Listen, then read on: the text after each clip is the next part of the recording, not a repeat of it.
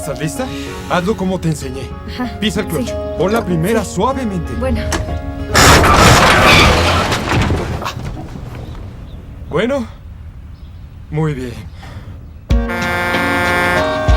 Hija, mira hacia acá. Hacia acá. Acelera un poco más. ¡No! ¡Toma el volante! Oye, vas bien. Vas muy bien, ¿eh? ¿Por qué no te paras? Sí. Perfecto. Para.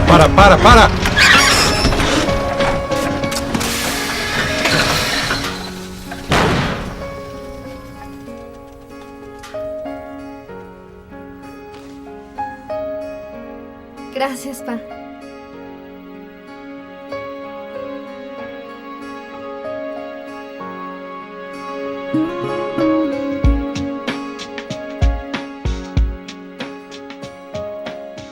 El rey ordenó a sus hombres que comenzaran la batalla. Y aunque sabían que el rey no actuaba para beneficiarlos, le obedecieron. Pero, ¿y si no lo hubieran hecho? ¿Si solo se hubieran rehusado?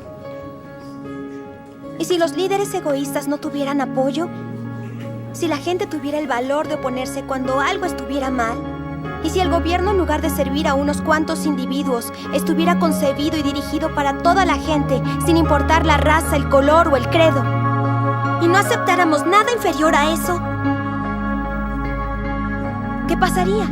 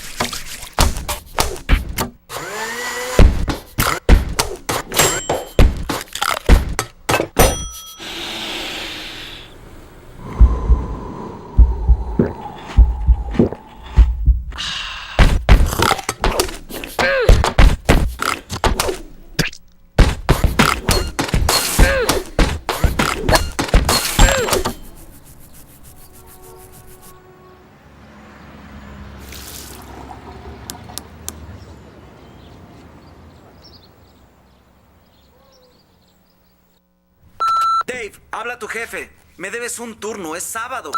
Dave, me prometiste una cita. Soy tu mamá, nos debes una visita.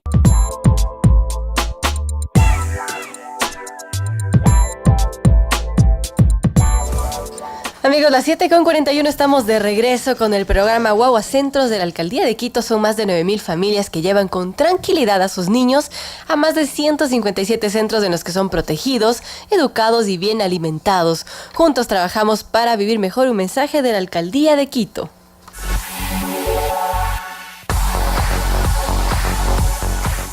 Y la 29 son alas que transforman vidas, crédito para microempresarios, para vivienda, viajes, salud y compra de vehículo, además cuenta de ahorros, inversiones, tarjeta de débito, servicio médico y esequial, seguro de vida, transferencias en línea y mucho más. La 29, alas que transforman vidas.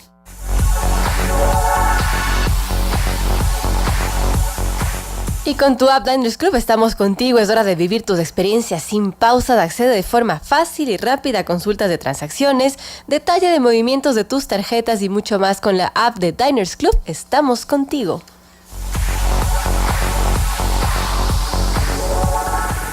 Y también tengo un tip de Emaceo: la limpieza de la ciudad es una responsabilidad compartida. Mantengamos limpio nuestro barrio, respetemos los horarios de recolección. Todo es mejor cuando trabajamos juntos. Para mayor información ingresen a www.emaceo.gov.es.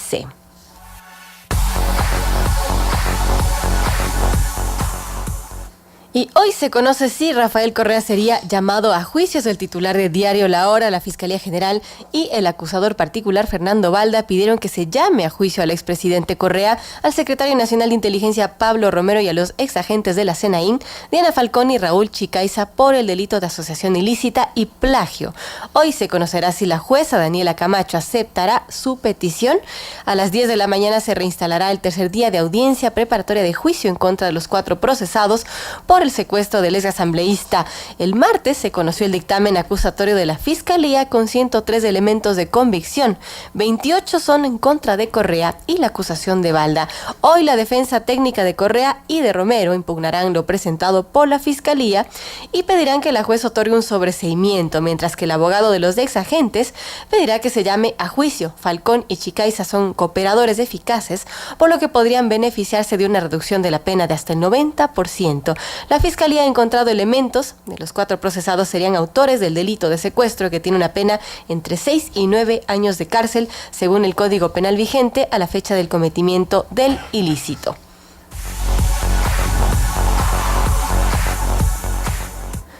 Y también sobre el tranvía de Cuenca: 3 meses de preoperación y 7 de operación tendrá la empresa Metro de Tenerife para capacitar a los cuencanos sobre cómo manejar y utilizar el tranvía. El contrato para hacerlo tiene un costo referencial de más de $3 millones, y aunque el acuerdo con el portal de compras públicas debería adjudicarse el 30 de agosto, continúa en la etapa de calificación del oferente español. Para la asistencia de la operación y mantenimiento, Metro Tenerife ha ofrecido además un plazo de 1.080 días de acompañamiento. Este plazo total de la intervención es de 1.290 días, es decir, 3 años y 7 meses. El pago, de acuerdo con los términos de referencia de la contratación, está dividido en $1.156.897 para sueldos de personal técnico, $55.822 para sueldos de personal auxiliar y administrativo y $429.225 para beneficios sociales y de personal.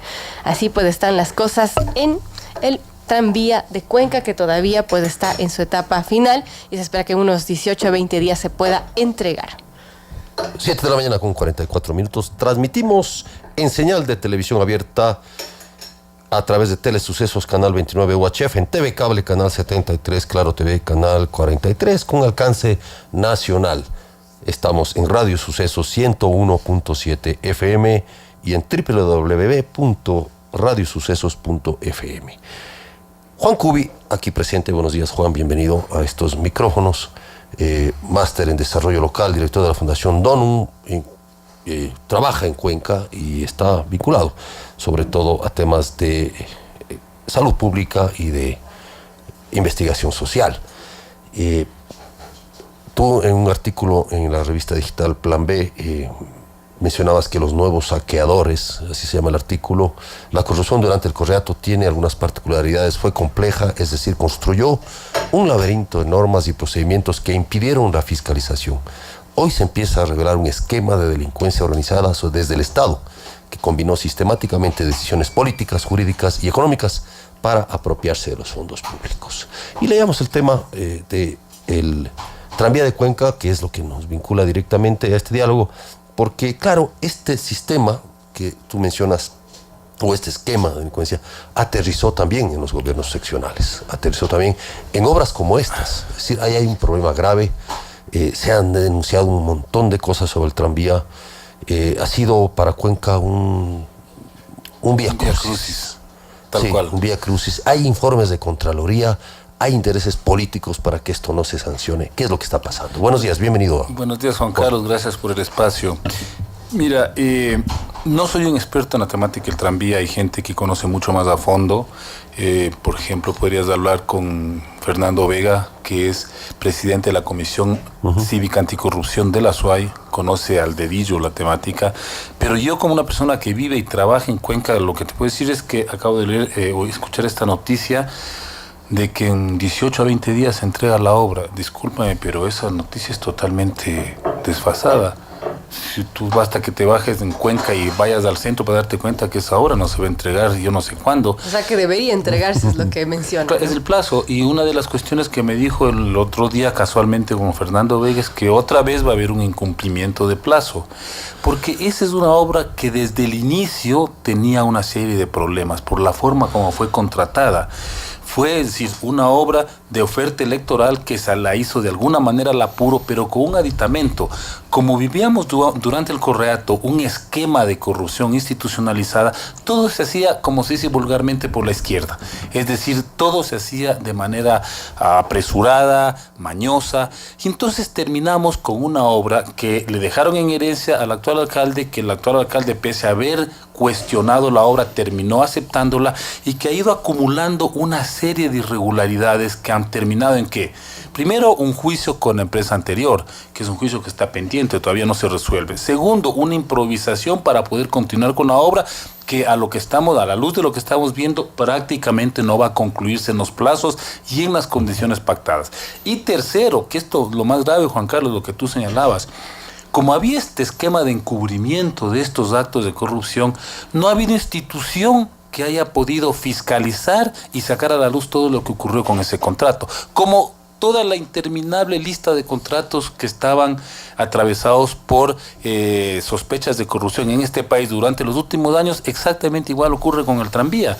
Y entonces, el otro día me entero que desde la ciudadanía cuencana, la gente que está preocupada, se han pedido intervenciones de la Contraloría que están ahí paradas. Se ha pedido que la Comisión Cívica Anticorrupción a nivel nacional intervenga. También hay una especie como de freno que nadie entiende por qué.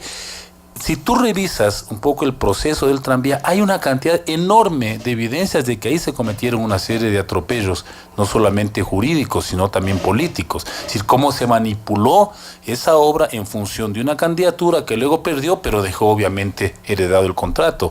Entonces, yo lo que llamo como una persona que de alguna manera se ha visto perjudicado como alguien que trabaja en Cuenca, a las autoridades a que intervengan, que esclarezcan ese hecho y en último caso, si la obra tiene que concluirse, que sea una obra hecha de acuerdo a normas éticas, legales y sobre todo prácticas, ¿no? Que en efecto tenga una utilidad de acuerdo a las necesidades de la ciudad. Para todos los que llegan a Cuenca constantemente, que es un intercambio intenso entre Cuenca y Quito, se bajan del aeropuerto y lo que encuentran es una ciudad prácticamente atravesada por una serie de problemas, de dificultades de transportación, huecos, etcétera, etcétera.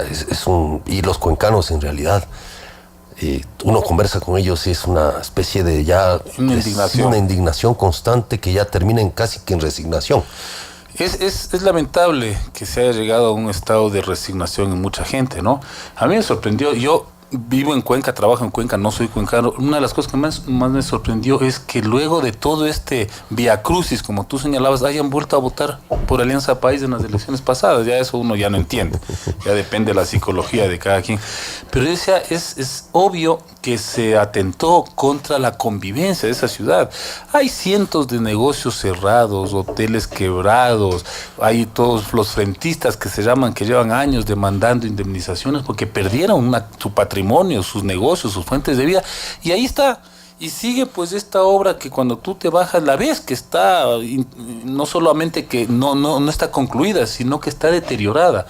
Porque claro, ha habido un abandono sistemático con este problema de los juicios, ¿no? Entonces, últimamente se ha retomado, pero uno ve, esto yo lo digo como una persona que no conoce desde el punto de vista técnico de ingeniería civil, uno ve y dice, no, esto no se está concluyendo, esto tiene todavía una cantidad de cosas pendientes y en el tiempo yo creo que va a tomar meses, espero que no sean años, para que eso pueda concluirse. Hay una nota de Diario El Tiempo sobre ese tema. Dice, faltan exactamente 17 días y hay 8 frentes pendientes para que culmine el plazo de entrega de la obra civil del tranvía. En el municipio de Cuenca hay seguridad de que los trabajos se entregarán a tiempo en todos los frentes, menos en uno que dice que es el Milchichig. En ese sentido, el director del proyecto del tranvía, Jaime Guzmán, ha informado que aunque se ha incrementado el flujo de trabajo en el sector, posiblemente no se puede entregar esta obra a tiempo.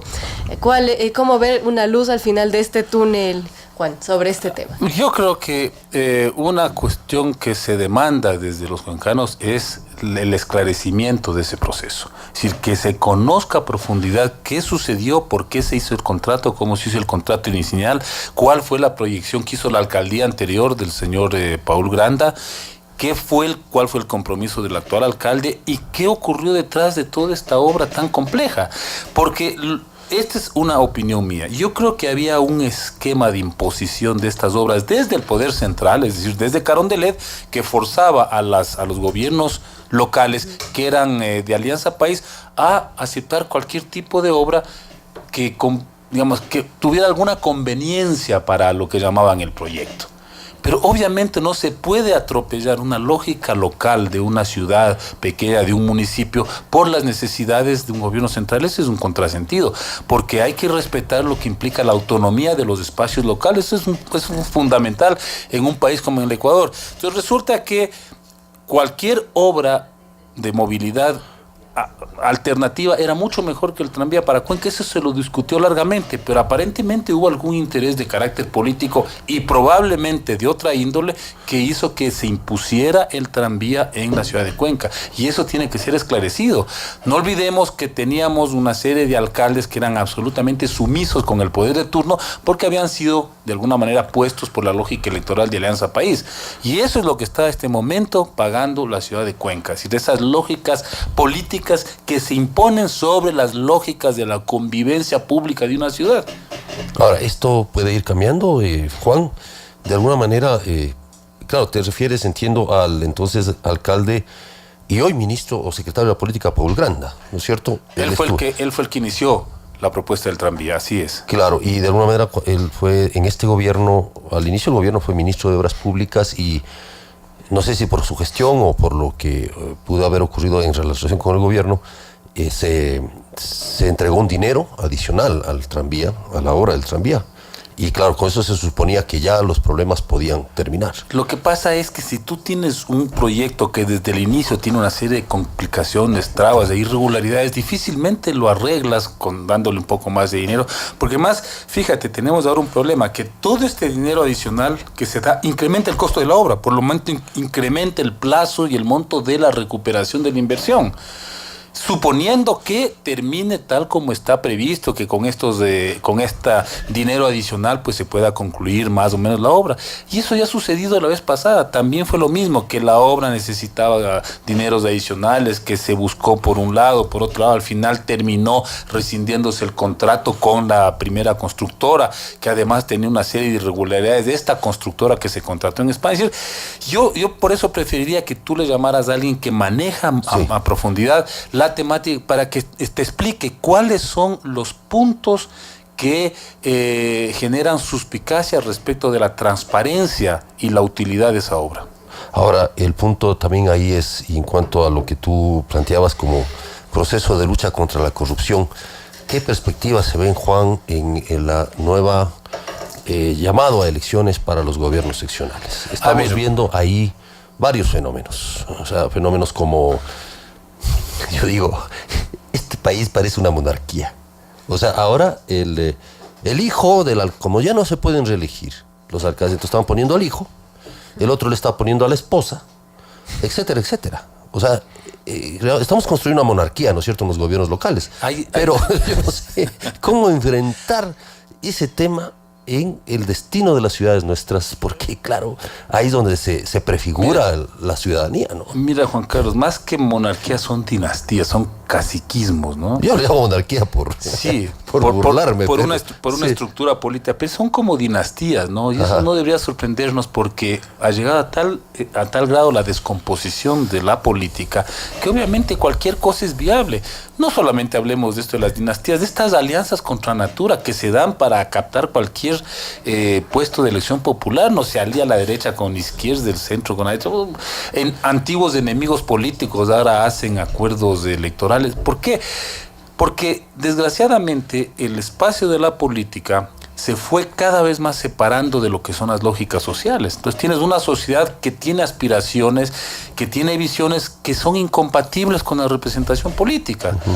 O sea, un divorcio, un abismo ahí Totalmente. entre la clase política y la gente. Ya no es un divorcio, es un abismo. Porque al Ya. menos en el divorcio tú tienes que acercarte, acordar el pago de la pensión. Cuando hay un abismo, no se ven las dos partes. Es eso, es prácticamente no se ven.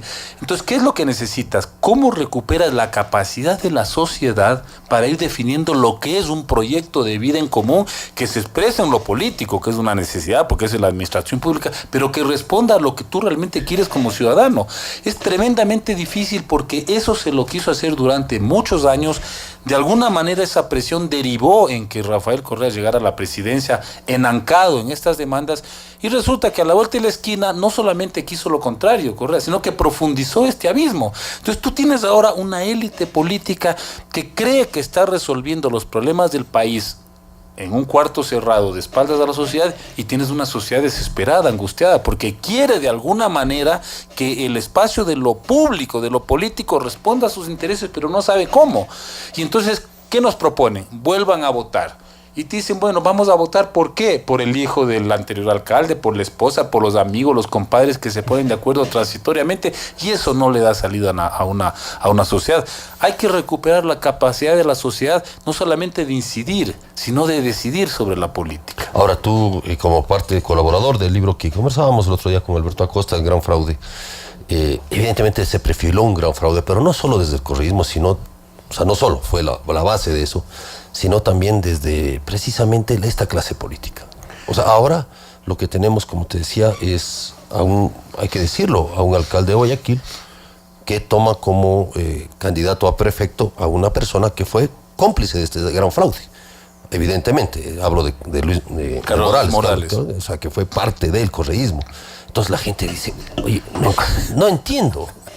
No entiendo. O sea, Por eso te decía lo de la descomposición de la política. Y ahora veamos qué va a pasar en las candidaturas en Quito, por ejemplo, y cómo se está definiendo ese tipo de cosas. Gente que en Esmeraldas, y una denuncia en redes sociales, está aliándose con parte de los que fueron del saqueo de la refinería de Esmeraldas. O sea, y están ofreciendo manos limpias. Verás, lo que pasa es que la política en nuestra sociedad se convirtió en un negocio. Si llegabas al poder para apropiarte los recursos. Durante 10 años del correato, eso llegó ya a extremos de un cinismo y de una procacidad que ya no tiene límites, ¿no? Es decir, fue ya el latrocinio total de los fondos públicos. Y eso queda de herencia. Entonces todo el mundo sigue pensando en que el objetivo de la política es justamente cómo llegas a apropiarte de los recursos públicos. Y ahí ya no hay escrúpulo que valga, ya no hay límite. Haces cualquier tipo de alianza, cualquier tipo de proyección. Cuando nosotros hacemos del libro a propósito de tu pregunta, El Gran Fraude, estamos analizando un periodo fundamental que es el correato, ¿no? No nos metemos mucho en los antecedentes que tampoco son santos ni tampoco son absolutamente positivos, ¿sí? Pero lo que queríamos es analizar por qué durante 10 años una retórica de izquierda, una falsa retórica de izquierda se enancó, se montó sobre un proceso de luchas sociales con un discurso de supuestamente transformar la sociedad, y lo que hizo fue reproducir y en muchos casos profundizar las viejas taras de la política. Por eso hablamos de un fraude. Es decir, porque fue absolutamente bien planificado esta idea de proyectarte una imagen y hacer una cosa diferente. Por eso hablamos de fraude. Como decía Monseñor Luna en el epígrafe del libro, dice, el primero en haberse dado cuenta de que se defraudó fue el propio presidente, porque él debe haberse sentido que estaba jugando a una especie como de simulacro, con la sociedad, con la izquierda, con los movimientos sociales, con el movimiento indígena. O sea, un discurso de transformación, mientras que se continuaba y se profundizaba una lógica de favorecer a los mismos viejos grupos económicos de siempre, los mismos vicios de la política. La herencia que tenemos hoy, Juan Carlos, de esto que estamos hablando, de la descomposición de la política, en gran parte es una herencia de esos 10 años de autoritarismo, de un manejo totalmente discrecional y caprichoso de la política. No podías esperar resultados diferentes. Por ahí este viejo dicho que dice que las sociedades se merecen los gobernantes que eligen, ¿no? Y en ese sentido, Mauricio Alarcón decía en estos micrófonos que también la sociedad, los otros como ciudadanos, somos corresponsables de todo lo que está sucediendo, de todo lo que está pasando, y deberíamos tener esa participación más activa, empoderarnos un poco como ciudadanos. Y yo le pregunto a Juan Cubi, ¿por dónde empezar? Si es que pensamos en nosotros desde cada uno. Pues ya me vas a hacer llorar con esta intervención. porque claro, eso es como que uno se merece ese tipo de gobernantes. Eso es lo que dicen. Sí, ahí es un dicho, ¿no? Es que cuando hablas de fraude, dices, bueno, o la estafa política que se da. Claro, una cosa es el que estafa y otra cosa es que se deja estafar. O sea, digamos, somos tan crédulos, ¿no es cierto? Y mañana va a venir otro, por Dios. Y vamos a repetir el libreto. Ecuatorianos, pueblo ecuatoriano. Mañana va a venir otro y nos va a volver a convencer, por Dios. Por eso es que hay que cambiar el sistema político. Ajá. De manera que estas lógicas demagógicas del vendedor de ilusiones no sean la que termine definiendo una decisión de la ciudadanía. Oye, José María Velasco Ibarra lo hizo 40 años. 5 veces. 5 O veces. sea, nosotros le volvimos a creer como país 40 años. Bueno, porque el populismo tiene esa cualidad. Por no decir ese defecto, tiene esa virtud en términos negativos. Es decir, el populismo tiene la capacidad de convencerte una y otra vez. ¿Frente a qué? Frente a una sociedad mal informada, despolitizada, empobrecida, marginada, que tiene que seguir aspirando a una solución casi mesiánica de sus problemas. Ese es el drama. Entonces, mientras no empecemos a fortalecer una sociedad en todos los términos, es decir, en su capacidad de pensar, de analizar, en su situación económica. Mira, una sociedad empobrecida no tiene condiciones para ponerse para dedicar un tiempo para informarse, para reflexionar, porque está angustiada por la sobrevivencia. Sobre ese terreno es donde el populismo hace su agosto. Es decir, una sociedad desesperada por cualquier solución inmediata. Y así ha ocurrido toda la vida. Bueno, hay que salir de ese esquema. No es fácil lo que te estoy diciendo, ¿no? No vayan a pensar que yo vengo aquí con una varita milagrosa. Pero mientras no fortalezcamos esas capacidades, difícilmente salimos del pantano. Y a mí, por ejemplo, me parece por eso fundamental que movimientos como el indígena, por ejemplo, que más allá de todos los defectos y límites ha demostrado una opción en este país muy importante, mantenga su autonomía respecto de cualquier gobierno, no del actual ni del anterior, en general. Mantenga un proyecto y una agenda que sean propias y que tenga una perspectiva desde su propia propuesta, desde su lógica, para evitar justamente esto, que venga cualquier demagogo, cualquier gobernante, coopte, manipule, divida, se aproveche de esos procesos. El movimiento indígena a este país le demostró una cosa fundamental en los años 90, Juan Carlos, ¿sí?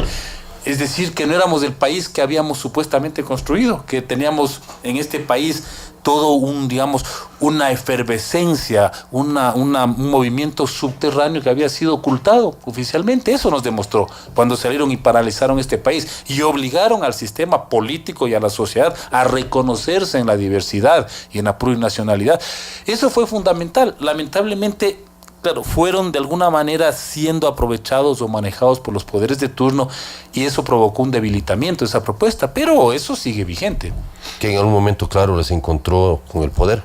Se encontraron con el poder. Ni siquiera con el poder, Juan Carlos, con la burocracia. Es que a veces incluso confundimos el poder con la administración pública y creemos que el cargo está en el sillón presidencial. No. Perdón, que el poder está en el sillón presidencial, no, el poder está en las verdaderas decisiones que se toman sobre la marcha de una sociedad. Estamos con Juan Cubi, analista político, también observando esta realidad. Juan, finalmente, el punto es caminar hacia dónde. Se están cumpliendo los aniversarios de la Constitución de Montecristi. Ustedes, como Montecristi vive también, formado parte de un colectivo que defiende los principios que generaron la Constitución de Montecristi. Muchos sectores políticos también están cuestionando, y han cuestionado permanentemente, los vicios o vacíos o déficits de esta Constitución. Sin embargo, es preciso construir una nueva Constitución. ¿Cómo le ves tú estos llamados, tanto desde el correísmo cuanto del doctor Enrique Ayala y otros sectores que dicen necesitamos una asamblea constituyente para hacer una nueva Constitución?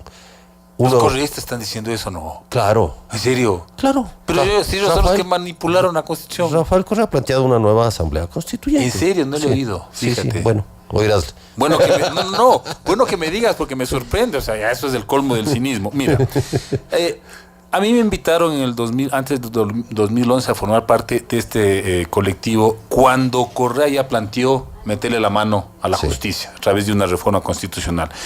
Y era porque, no es porque había que defender la Constitución de Montecristi en sí, sino yo les dije hay que defender la constitucionalidad. Es decir, que cualquier transformación que tú hagas de los marcos legales tienen que seguir un proceso establecido en una norma constitucional. El cuestionamiento a lo que hizo Correa es que él de alguna manera atropelló las lógicas y los principios de una constitución para hacer su reforma. Porque si tú haces y sigues un proceso, puedes cambiar la constitución. Eso está establecido. Inclusive está establecido lo de la constituyente. Claro. Pero tienes que hacerlo de acuerdo a la que establece esa norma. Y lo que cuestionábamos nosotros es que se pase por encima de esa norma y se quiera hacer la famosa reforma vía enmienda, vía aprobación de la Asamblea Nacional, como se hizo creo que fue en el 2016, si no me equivoco, sí, en diciembre. Eso es lo que se ha cuestionado. Pero no es que se está defendiendo a troche y moche una constitución. Las constituciones quieren ir evolucionando, cambiando, reformando, pero tienen que hacerse dentro de una norma legal. Cuando tú coges y haces lo que te dé la gana y te pasas por encima de todas estas normas, estás ya atropellando no la constitución, sino este sentido de funcionar jurídicamente a partir de normas que son acordadas por todas. Eso es la constitucionalidad. Son principios que las establece cualquier constitución. Esta, la siguiente, la anterior. Eso es lo que se ha defendido Juan Carlos. El día de mañana son 10 años de la aprobación de la Constitución de Montecristi. Bueno, lo que tenemos que defender es que esta sociedad únicamente puede funcionar siempre y cuando los gobernantes se sometan a la ley y a la Constitución. Eso es lo fundamental. Cualquiera que ésta sea. Y no hagan leyes tampoco a su medida. Leyes desastre. Sí, que además ese fue uno de los grandes, esa fue una de mis críticas de la Constitución de Montecristi. Es decir, pensar que hacías una Constitución porque ahora los buenos estaban en el poder y no los malos. No hay buenos ni malos. En política simplemente hay políticos. Y las leyes tienen que hacerse en función de que hoy está Pepito y mañana está Pedrito. Sí, hay un antídoto para eso, pensar en el Ecuador, pensar en el país, pensarnos como naciones y como nacionalidades. Además como una nación diversa donde un día puede estar el uno y otro día puede estar el otro. Más allá de nuestros principios, pensar en el Ecuador. Gracias, Juan, por haber estado con nosotros. Volvemos luego de un corte.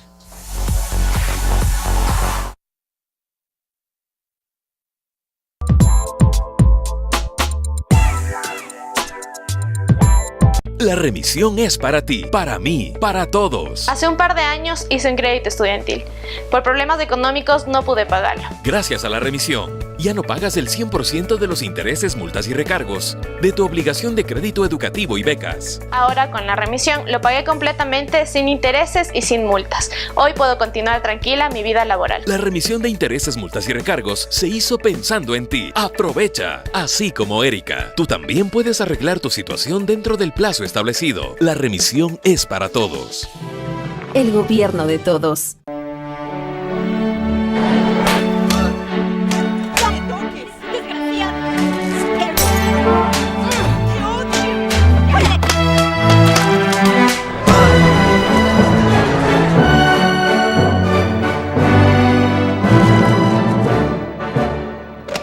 Hola, cariño. ¿Qué te pasó en la cara?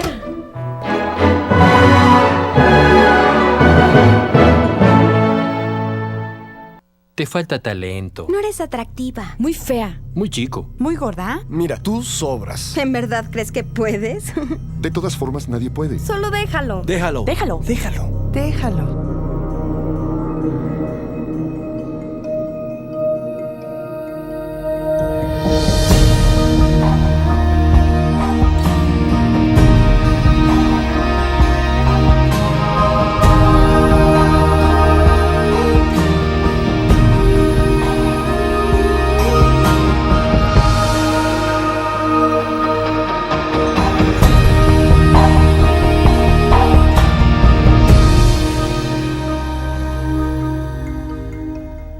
La remisión es para ti, para mí, para todos. Yo tenía 636 de multa y me subieron con los intereses 2.250. Gracias a la remisión tributaria, ya no pagas el 100% de los intereses, multas y recargos de tu obligación con la Agencia Nacional de Tránsito. Ahora con esa nueva ley de la remisión me bajaron otra vez a 636. La remisión tributaria se hizo pensando en ti. Aprovecha, así como Luis. Tú también puedes arreglar tu situación dentro del plazo establecido. La remisión es para todos.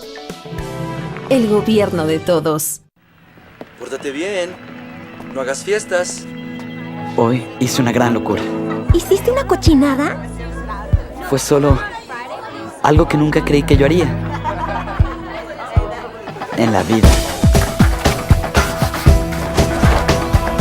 ¿Lo supieron tus papás? Claro, estaban totalmente impresionados. Mi mamá se puso a llorar. Y por primera vez en mucho tiempo,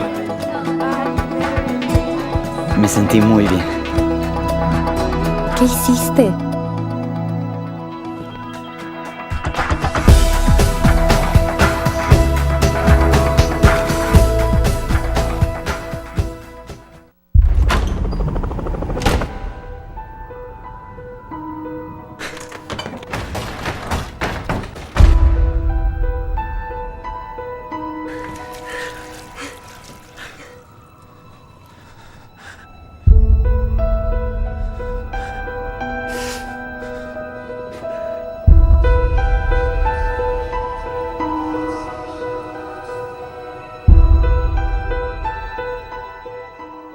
La remisión es para ti, para mí, para todos. Me descuidé en los pagos desde el 2012. El valor que tenía que cancelar era 788. Gracias a la remisión tributaria, ya no pagas el 100% de los intereses, multas y recargos de tu obligación con la Agencia Nacional de Tránsito. Con la nueva remisión acabo de cancelar $434. La remisión tributaria se hizo pensando en ti. Aprovecha, así como Henry. Tú también puedes arreglar tu situación dentro del plazo establecido. La remisión es para todos.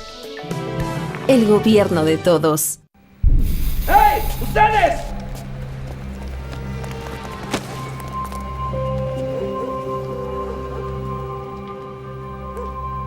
¡Pon atención!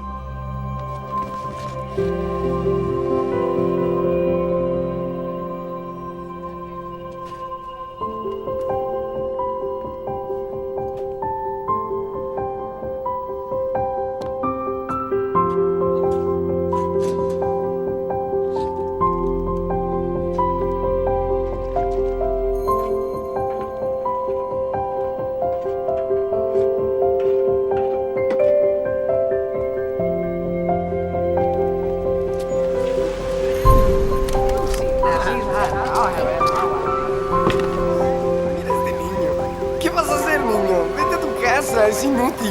Déjalo.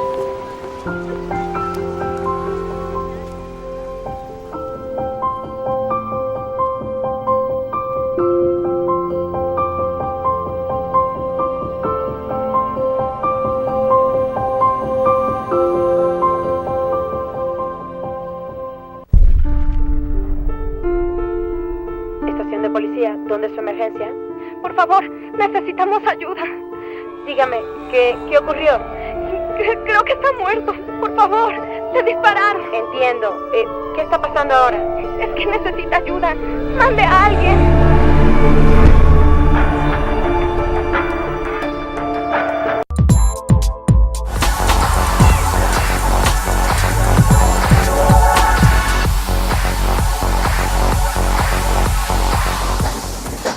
Amigos, estamos de regreso a las 8:15 de la mañana. La UI de la Universidad Internacional del Ecuador está hecha de 3 campus a nivel nacional, intercambios estudiantiles, de educación personalizada y excelencia académica. La UID está hecha de ti.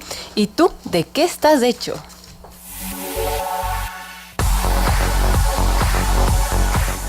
¿Ya sabías que Mall El Jardín tiene todo lo que tanto te gusta en moda, tecnología, decoración, sabores, experiencias únicas y un sinfín de alternativas porque está constantemente reinventándose para ti? Ven y visita Mall El Jardín. También tengo unos tips de Emaceo. ¿Sabías que depositar escombros u otros materiales voluminosos en los contenedores puede provocar daños en los camiones recolectores? Los contenedores son solo para desechos domésticos, así garantizas la recolección en tu barrio. Entérate más ingresando a www.emaceo.gov.es.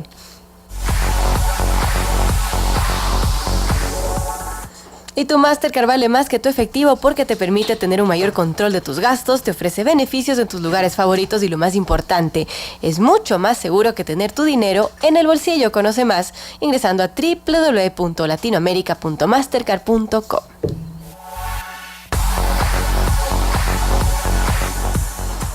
Y vamos con una información para introducir el tema que viene a continuación. Los pacientes con esclerosis múltiples en el Ecuador han ganado un juicio levantado contra el Ministerio de Salud después de que en mayo de este año el Instituto Ecuatoriano de Seguridad Social, el IES, sustituyera el medicamento original por uno genérico. Según los pacientes, este cambio de medicamento les ha producido complicaciones en su salud. Tras el dictamen del juez a favor de los pacientes, el Ministerio de Salud debe autorizar de manera inmediata al IES y hospitales públicos la adquisición de medicamentos originales. La caja para el tratamiento mensual de esta enfermedad tiene en el mercado un costo de $3.800. Darío Sarasti, coordinador general de diagnóstico y tratamiento del Hospital Carlos Andrade Marín, aseguró que ya se gestiona nuevamente la adquisición del medicamento original y se espera que el abastecimiento inicie a partir del día 15 de septiembre, es decir, ya tendría que haber iniciado este abastecimiento. 8 de la mañana con 17 minutos, nos acompaña Maricruz Isurieta y Javier Ripalda, pacientes, parte del colectivo que ha luchado por, no solo contra la enfermedad, porque una cosa es luchar contra la enfermedad y encima más luchar contra el Estado, luchar contra organismos estatales que creen que lo que están haciendo está bien, cuando lo que sabe uno que está bien es el paciente precisamente. Así es, buenos días. Buenos días. Buenos días con todos. Maricruz y Javier, bienvenidos a estos micrófonos. Les saludamos junto a Verónica Larrea.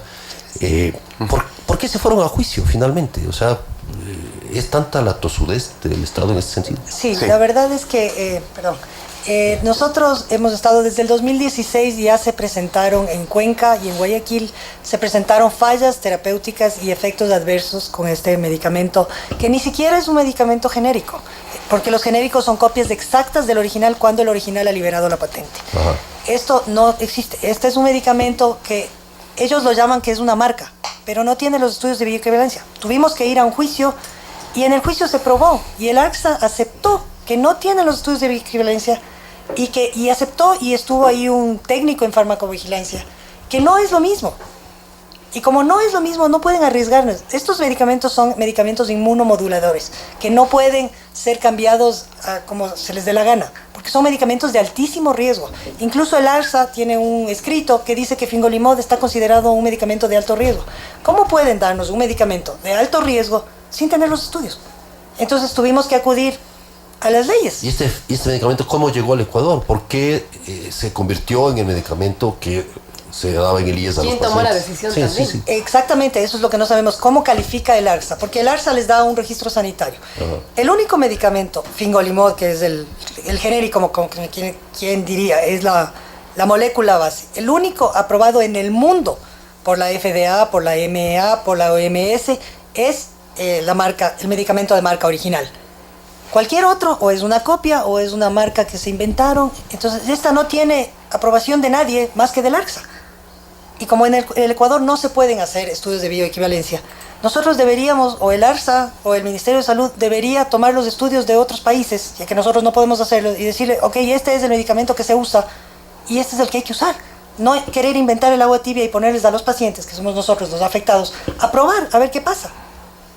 Javier, la esclerosis múltiple es una enfermedad irreversible, es una enfermedad con la que tienes que caminar toda la vida. Así es. Es una enfermedad que si no se trata, obviamente te lleva una calidad de vida terrible. ¿Cómo te sientes como paciente en todas estas circunstancias? Bueno, con Gilenya, que estaba tomando yo, sí, antes me sentía súper bien, no tenía problemas. Ahora con Levina, que es la copia, sí, comencé a tener dolores de cabezas, cansancio, desgano, porque esa es la mejor forma de explicarlo. O sea, desgano no te da ganas ni de levantarte. Entonces yo también le pregunto también al IES, si ellos son una institución pública Y a ellos les conviene que la persona tenga un trabajo y aporte al IES. ¿Por qué nos hacen este daño? Porque nuestra enfermedad es una enfermedad bien fuerte, que con el tiempo nos vamos deteriorando, o sea, cayendo. Nos vamos volviendo inválidos, nos vamos volviendo, ya no podemos trabajar, ser literalmente una carga para el IES. Mientras que si nos tienen bien, el IES tiene por lo menos algún tipo de rédito, porque a la final seguimos aportando. Y al no aportar, no sé cuál es el pensamiento de ellos o cuál es la idea de tener a los pacientes enfermos que no aporten, y de esa manera, ¿cuál es la lógica? En todo seguro es ingresos para poder solventar el resto de los pacientes. Y no podemos tener ingresos, no podemos trabajar, no podemos estar en un trabajo, decir, perdón un ratito, deme unos 5, 10, 15 minutos, tengo que descansar. En el trabajo no te van a decir, sí, chévere, anda nomás, viejito, deme unos 10 minutitos. Es imposible. Entonces, si tenemos una medicación que nos provoca este tipo de fallas, ¿cómo hacemos? ¿Estar en la casa sentados? ¿Esperar vivir una vida, no sé, de claustro? No sé, sentirnos ya no útiles. Y es horrible eso. Estar dependiendo, ahora, como no puedes trabajar, tienes que depender. Oye, por favor, ¿me puedes prestar unos $10, unos $15 a los parientes, a los amigos? Porque ellos nos tienen que mantener a nosotros cuando todavía podemos producir. ¿Por qué tenemos que recurrir a ellos si todavía podemos producir? Y por lo menos en mi caso, yo me siento todavía productivo. ¿Qué edad tienes tú, Javier? 43. 43 años. Bueno. Ahora, justamente leía en la nota que a partir del 15 de septiembre se esperaba este abastecimiento inicial. Quisiera que nos cuenten ustedes, ¿han visto? ¿Esta es una realidad? ¿Se ha restituido este medicamento, el original? En lo personal le puedo decir que es falso. Porque yo fui recién hace 2, 3 días a coger mi medicación. El doctor obviamente no te puede poner, ¿sabe qué? Dele el original. Te pone, denle por favor Figolimod. Para eso, yo fui, hice la fila en la farmacia.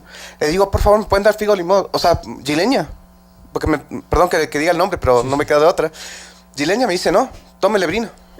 Digo, pero mi caso, ya tengo fallas terapéuticas, necesito coger el original. Porque de aquí, ¿qué es lo que me toca a mí? Son sueros mensuales o cada 6 meses, porque depende porque hay dos medicaciones ya. Pero si esos sueros no me hacen bien, no tengo otra medicina que concurrir, o sea, no puedo tener otra cosa más. Y no puedo regresar a Gilenya.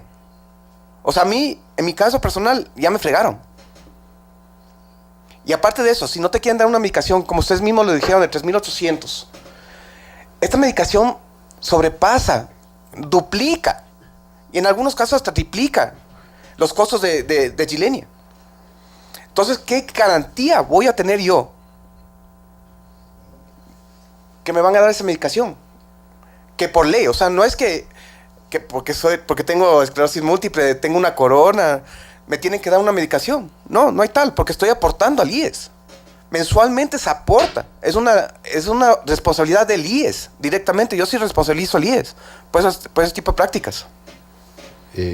¿Cuáles fueron los argumentos del IES precisamente para defender el cambio de medicación? Simplemente el precio. Ya. El precio. Nosotros no podemos, con esta famosa subasta inversa, se prioriza el precio a la calidad. Ajá. Y eso no es justo. Es peor en medicamentos de alto riesgo.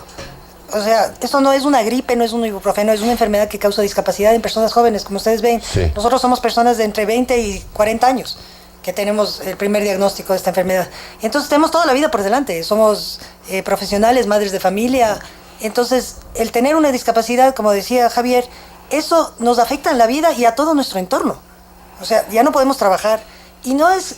Eso es lo que quiero que quede claro. Nosotros no defendemos una marca, porque eso es lo que ellos están tratando. Claro, lo que ha dicho es que están representando a empresas transnacionales. Digo yo. Para nada. A ver, cada uno de nosotros tenemos en nuestra familia conocidos, personas que necesitan medicación permanente. Así es. ¿No es cierto? Que se llama medicación de enfermedades crónicas. Claro. En general, las autoinmunes. Y claro, solo el paciente y su médico en realidad saben el tipo de medicamento que le hace bien a la persona. Eso es lo que se ve en salud pública. Ahora, están pensando al revés, entonces. Priorizamos el ahorro para el Estado versus la calidad de vida de ustedes, más o menos así, ¿no? Exactamente, así resulta, porque estos medicamentos inmunomoduladores son medicamentos que no son intercambiables. Hay los de primera línea, que son los interferones, que son inyectables, que para la persona que se tiene que inyectar es un fastidio. Así es. Sin embargo, el médico dice, si con este medicamento te va bien, no tengo por qué cambiarte a la siguiente fase. Así funciona. No existe, así es como funciona. Entonces nosotros hemos permanecido, en mi caso, yo llegué a estar en silla de ruedas y este medicamento me sacó de la silla de ruedas. Volví a caminar, volví a trabajar, volví a manejar. O sea, ahora soy perfectamente independiente. Y ellos me quieren poner en un medicamento porque decidieron, porque es más barato. Dicen que tiene la misma molécula, pero no es lo mismo. Entonces, porque es más barato, me quieren cambiar a este medicamento corriendo el riesgo de que decaiga, de que vuelva. Entonces dicen, ustedes defienden a una marca. No, yo defiendo a un medicamento de calidad y punto. El medicamento que me funciona. Exacto, claro. No estoy defendiendo a una marca. A mí la casa multinacional, el laboratorio no me interesa. Yo no recibo nada del laboratorio, como dijeron también, que recibimos la medicación. No recibimos nada del laboratorio. Nada. Recibimos la medicación que nos cae bien. Cuando recibíamos, ¿no? Es más, ni siquiera hemos tenido acercamiento a la casa farmacéutica. No tenemos ninguna reunión con ellos, no tenemos ningún contacto con ellos. Por eso también es importante aclarar. ¿Y lo dijeron con alguna prueba o fue pura infamia? Pura infamia. No sé de dónde se lo sacaron. Simplemente se le sacaron de la manga, que prueben que estamos recibiendo el medicamento.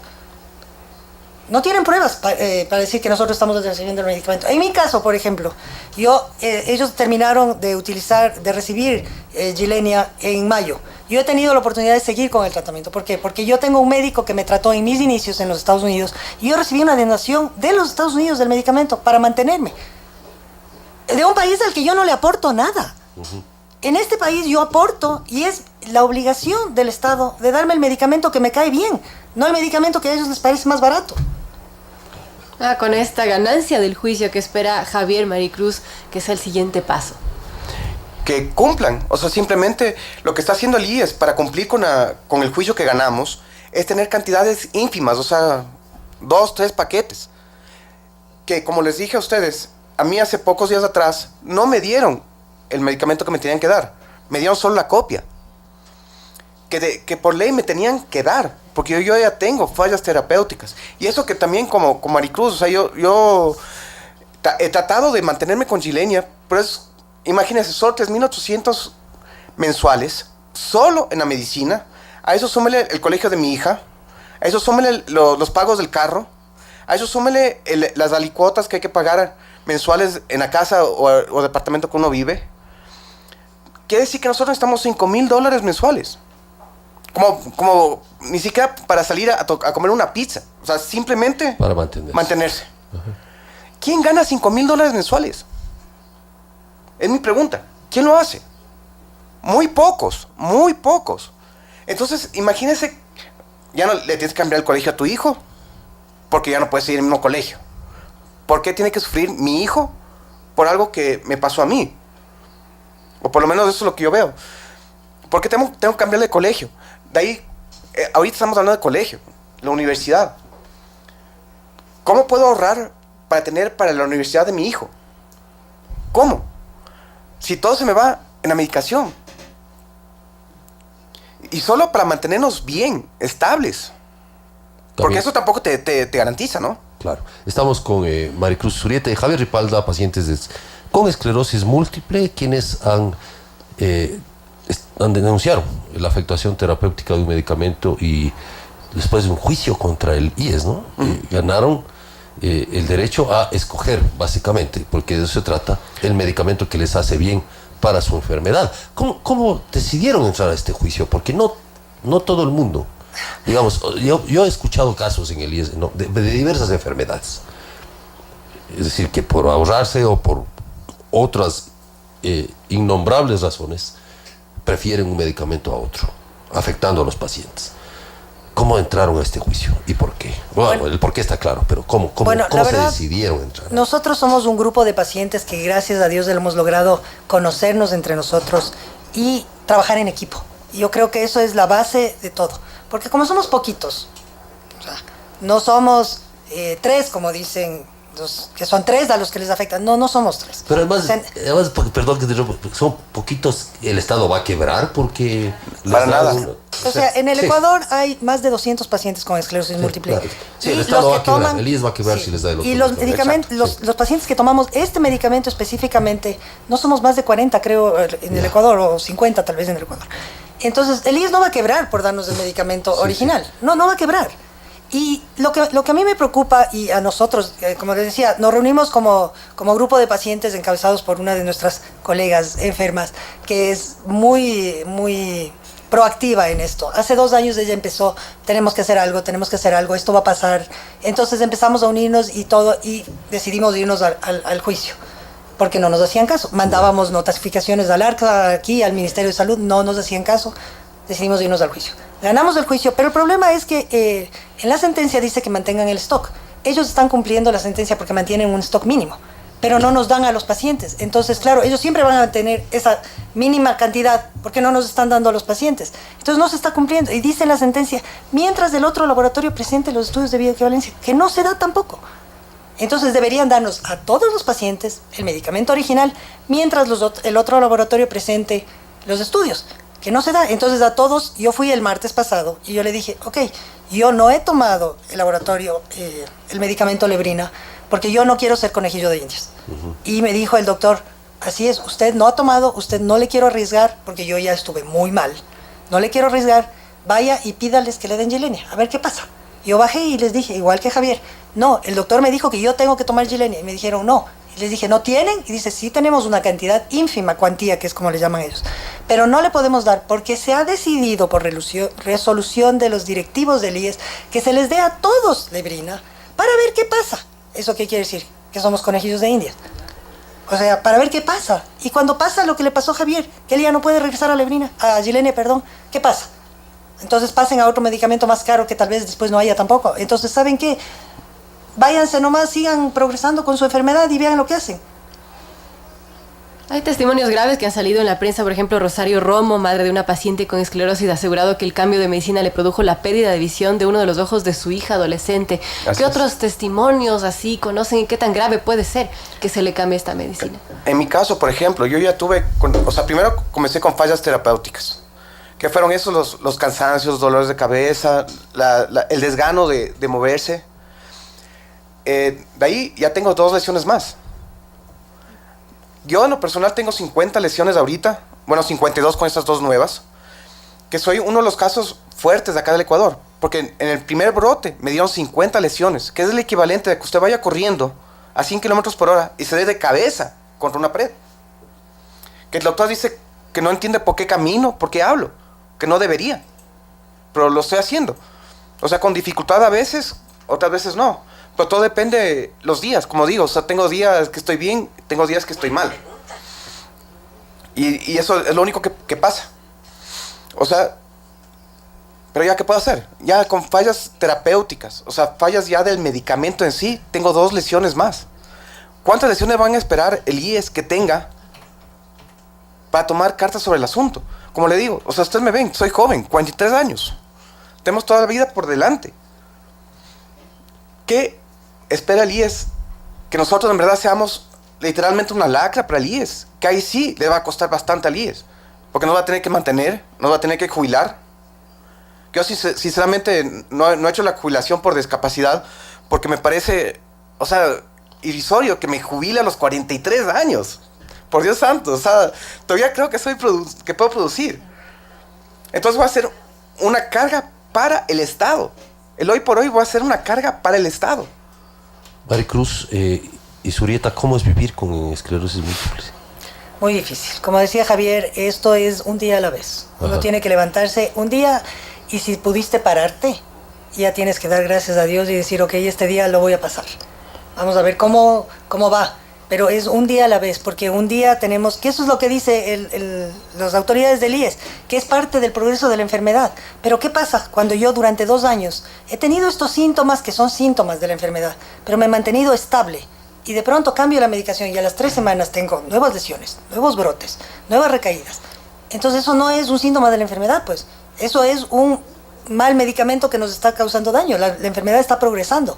Entonces, cada día vivir con esto es terrible, porque como comentábamos con Javier aquí afuera, y eso quiero que quede claro, los que más saben de esta enfermedad son los pacientes, porque somos quienes lo vivimos día a día. Incluso el médico neurólogo, que es el especialista, no siente lo que nosotros sentimos día a día. Cada día es una lucha contra el cansancio, contra el dolor, porque es vivir con una enfermedad crónica que uno no sabe hasta cuándo.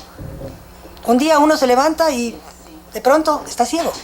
Y eso es lo que le pasó a una de las pacientes, que cambió la medicación. A las 3 semanas, un día se levantó y estaba ciega.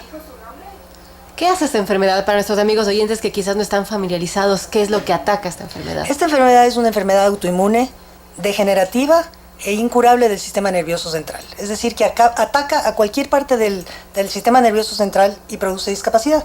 Puede ser visual, motriz, cognitiva, del habla, de lo que sea, a lo que se le ocurra atacar. Entonces, cada una de estas lesiones, que tiene 50, Javier, yo tengo 15 creo, cada una de estas lesiones va afectando a un nervio, entonces afecta la conductividad entre el cerebro y el cuerpo, y entre el cuerpo y el cerebro. Entonces, por ejemplo, lo que tenemos perdido en mi caso es la sensibilidad. Entonces, si yo cojo una olla caliente, yo no siento inmediatamente el calor. Yo el rato que me quemé, cuando ya la piel está quemada, ahí me doy cuenta de la temperatura que tenía la olla. Entonces, nuestra vida es vivir así en constante cuidado, porque, por ejemplo, uno se piensa que va a dar el paso y la pierna no, el mensaje del cerebro no llegó a la pierna y uno se cae. O tiene falla de equilibrio. Entonces uno anda así como que estuviera pegado a los tragos, medio como que se anda cayendo por todo lado. Y es realmente es un montón de síntomas y cosas con las que tenemos que luchar y vivir cada día. Y cada día puede ser diferente. Exacto. Entonces no es nada divertido. Y encima tener que estar... Porque este asunto de tener que estar peleando por algo que es nuestro derecho, por una medicina que realmente nos caía bien, tener que estar peleando, esto produce un desgaste emocional terrible que también afecta al sistema nervioso central. Vamos a tener una llamada de Rebeca Salvador. Ella es madre de una paciente con esta enfermedad y dice que también están teniendo el mismo problema en el Hospital Eugenio Espejo. Así es, también tenemos otros pacientes que también son parte de la red pública. Tenemos pacientes en Cuenca, pacientes en Guayaquil, que también han tenido fallas terapéuticas. En el Eugenio Espejo también. Entonces, esto ya es algo generalizado. Es que este medicamento, puede ser que hay algunos pacientes a los que les vaya bien. Si les va bien, les felicito y me alegro mucho. Pero no nos pongan a probar a los que les ha ido mal, o a los que todavía no nos pongan a probar para ver qué pasa. Porque el ver qué pasa en nuestro caso es gravísimo. Claro, es una cuestión de vida o muerte. Así es. Exacto. Ahora, finalmente, ¿cuáles son los pasos a seguir? O sea, dice que el IES está... O sea, la sentencia tampoco es que sea la maravilla. Claro. De hecho, pueden tomarse cualquier palabra para no cumplir. Yo insisto, no entiendo la lógica de ahorrarse $100. O sea, la verdad, o sea, puede ser un poco más, pero en relación a lo que el IES gasta en otro tipo de medicamentos, esto es, digamos, perdónenme la expresión, un ahorro de cocinera para el IES, porque de alguna manera no tiene sentido. Esto no va a quebrar al IES. Ya hablaremos algún rato con la gente del IES para que lo explique, pero de ahí cómo hacer cumplir la sentencia. O sea, y además cómo lograr que de alguna manera ustedes tengan derecho al medicamento que realmente necesitan. La verdad es que gracias a ustedes, a los medios, es la única forma que hemos visto para poder mover un poco a las personas que manejan esto, porque no es justo, simplemente no es justo. Yo sé que el IES dice tengo que atender a 17,000 ecuatorianos, sí es cierto, pero tiene que atender a todos. Y como dijeron, gastan $20,000 en juicios. Eso da una idea de que están haciendo malas cosas. Exacto. Porque en vez de gastarse los $20,000 en juicios, compre las medicinas correctas y se ahorraría esos $20,000 en juicios. Todos sus problemas, mejor o 20 millones creo que dijo, no me acuerdo cómo fue, pero... O sea, gastan una fortuna en juicios en vez de dar la medicación correcta y evitarse el juicio, que es un desgaste para el Estado, para los pacientes, para todo el mundo. Pero ¿sabe por qué lo hacen? Porque no pueden dejar antecedentes jurídicos de que los pacientes tienen derechos. Es decir, si ahora ha perdido un juicio. Y esto puede aplicar a cualquier paciente de este país, gracias a su esfuerzo como ciudadanos, ¿no es cierto? Que cualquier paciente de este país exija al IES o al Estado ecuatoriano el medicamento que necesita. Así es. Entonces, claro, eso es un precedente y por eso se gastan tanta plata en evitar ese precedente. Así es. Claro, ese es el punto. Claro, pero como dice Maricruz, ¿pero para qué ir hasta esas instancias. Hasta Por eso, esos porque el Estado problemas. es intocable. Porque el Estado se cree intocable. Los ciudadanos no tienen derechos.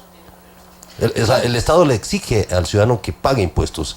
El IES le exige al ciudadano que aporte, pero cuando le toca al ciudadano exigir sus derechos, no se los cumplen. Así es. Entonces, cuando ustedes ganan un juicio de esta naturaleza, es un antecedente jurídico. Así es. Y es peligroso. Por eso es que se gastan 20 millones o lo que sea en juicios. Así es. En vez de comprar y medicamentos. otra cosa, en la Constitución dice que tenemos derecho a medicamentos de calidad. No dice tienen derecho los pacientes a medicamentos de calidad siempre y cuando los medicamentos sean baratos. Claro. No. O lo que un administrador en un escritorio decida. Claro, Exacto. exactamente. O sea, no es. Y quien tiene que decidir, eso tiene que quedar claro. Quien tiene que decidir qué medicamento toman los pacientes es el médico que los trata. No es un consenso de médicos de otras especialidades que son las autoridades del Ministerio de Salud, del ARSA, del IES o del Eugenio Espejo o de donde quiera que sea. Tiene que ser el médico tratante. Y el médico tratante nos apoya y dice, tienen que tomar esto. Y esto es lo que tienen que tomar. Exacto, porque ninguno de nosotros escogimos la medicación. Ninguno de nosotros quisimos la medicación. Pero no sabemos, como no somos doctores, no sabemos, a ver, tengo esclerosis, creo que la aspirina me va a funcionar. Google dice, el doctor Google Claro, dice. No, exacto, no es así. No, es una enfermedad que nos afecta a menos del 1% a toda la población, perdón, a toda la población mundial. Como dijo, o sea, 200 pacientes en un ámbito de 14 millones no es nada. En verdad no somos, o sea, una amenaza hacia el IES por la medicación que estamos tomando. Muy bien, muchas gracias a Maricruz Izurieta y Javier Ripalda, pacientes de esclerosis múltiples del IES, los cuales han ganado un juicio contra la institución para tener derecho a escoger el medicamento que les hará bien. Así es. Otra cosita que también estamos preocupados y es que con esta nueva cambio que va a haber en las leyes de salud, van a eliminar esta norma, esta ley número 67, donde ya no vamos a hacer enfermedad rara, o sea, vamos a quedar más desprotegidos todavía. Ya. Y yo no sé si esto será una represalia por estar, entonces ahora le quieren eliminar de las enfermedades raras y huérfanas. Entonces es grave, el asunto es grave y con mucha pena porque así funciona y nosotros tenemos el derecho, nosotros no estamos exigiendo nada que no sea nuestro derecho. Hemos aportado al IES nosotros, nuestros padres, nuestros hermanos, nuestros amigos, que a veces nunca utilizan los servicios del IES. Y nosotros tenemos derecho a recibir la medicación que nos hace bien. No estamos peleando por una marca ni por un laboratorio, eso que quede clarísimo. Es la medicación que nos hace bien, que nosotros sentimos que nos hace bien. Porque además hay otro factor, y yo te digo por experiencia muy propia en el tema de enfermedades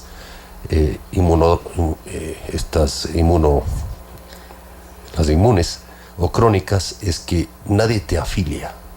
En empresa privada, las aseguras privadas, nadie te asegura, porque es una preexistencia. Y obviamente nadie te asegura. Entonces tienes que ir al Estado, tienes que ir al IES. No te queda de otra, porque si dices, inclusive, no, yo voy a una prepagada o un seguro de salud, no, nadie te acepta. Nadie te acepta una que es una enorme también discriminación. Y si te aceptan en alguna empresa internacional, multinacional de seguros, te aceptan con una carencia o con una... Entonces te dicen, te pagamos $7,000 al año después de $5,000 que tú pagues. Con $7,000 al año compramos 2 meses de medicina. Exacto. Entonces tampoco nos funciona. Tampoco un seguro privado nos funciona. O sea, es el IES quien tiene que cuidar de nosotros. Porque como decía Javier, somos personas en plena edad productiva. Al IES no le conviene que seamos jubilados. Y a nosotros no nos conviene que seamos jubilados por discapacidad porque tampoco con la jubilación vamos a vivir. Claro. Con esto. No les alcanza tampoco. No nos alcanza tampoco. Muy bien, gracias a Maricruz Zurieta y Javier Ripalda por haber estado con nosotros y compartir esta dolorosa pero también inspiradora experiencia. Volvemos a la del corte.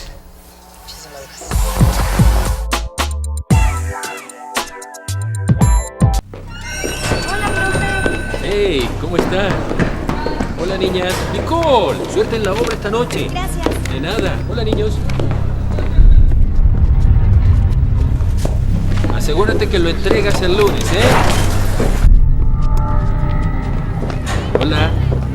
Oh, chicos.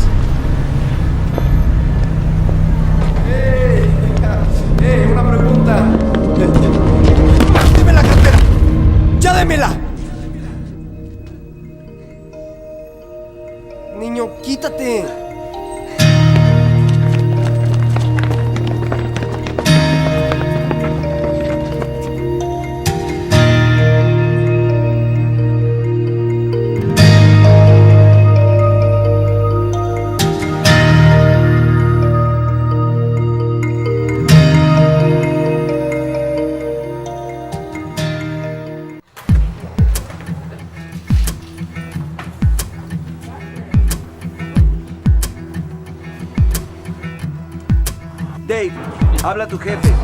Me debes un turno, es sábado. Habla. Me debes un turno, es sábado.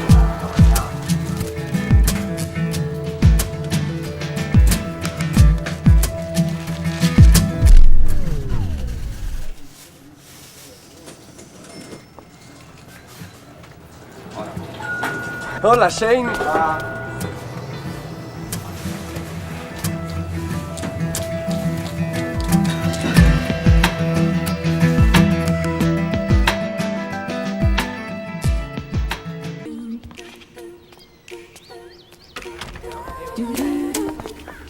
¡Hey!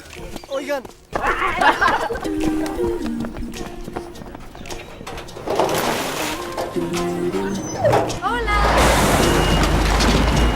¡Ey! ¡Ahí no! ¡No! Sí.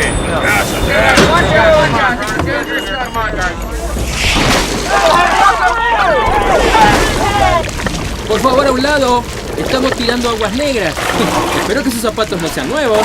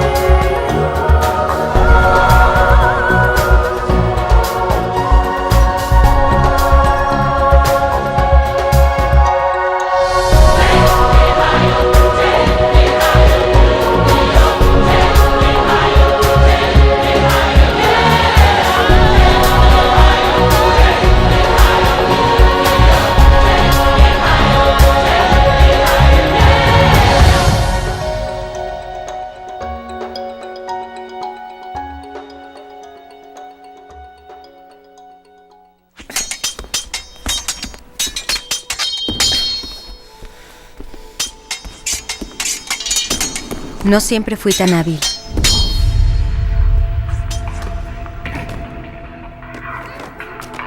Tuve mucho que aprender.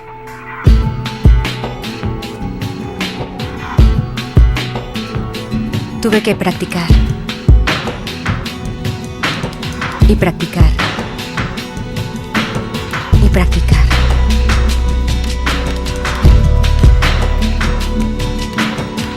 Hasta que un día mi sueño se hizo realidad.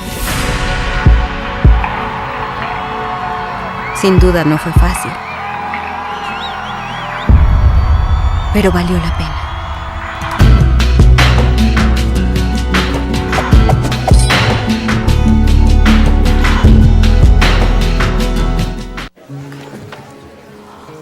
Oh, ahí está mi hermana. Nicole, ¿no iba a venir tu papá? Él viene, lo prometió. Confío en él. La campaña tuvo resultados excelentes. No sabes. Lo siento. Tengo que irme.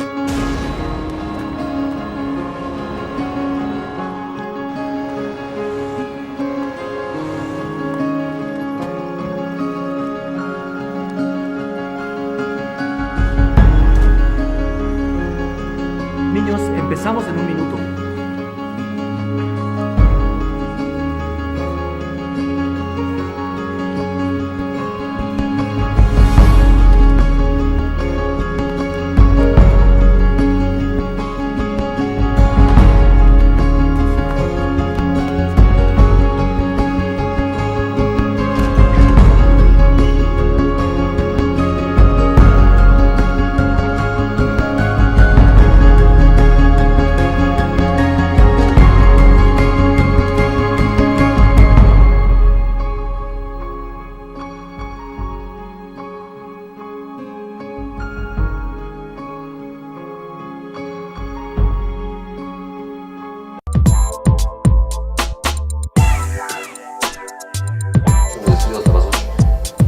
8:51, amigos, de regreso con tu app Diners Club. Estamos contigo, es hora de vivir tus experiencias sin pausas. Accede de forma fácil y rápida a consultas de transacciones y detalle de movimientos de tus tarjetas y mucho más. Diners Club nos dice, estamos contigo.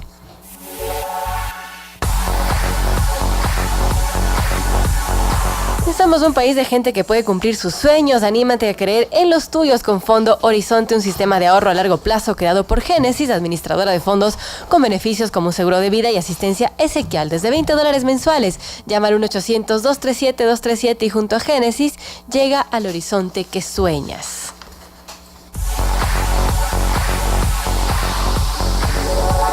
Y es hora de vivir nuestras nuevas experiencias y crear el camino que quieras seguir sin limitaciones. Nuevo Shangan CS55, imagina tu mundo.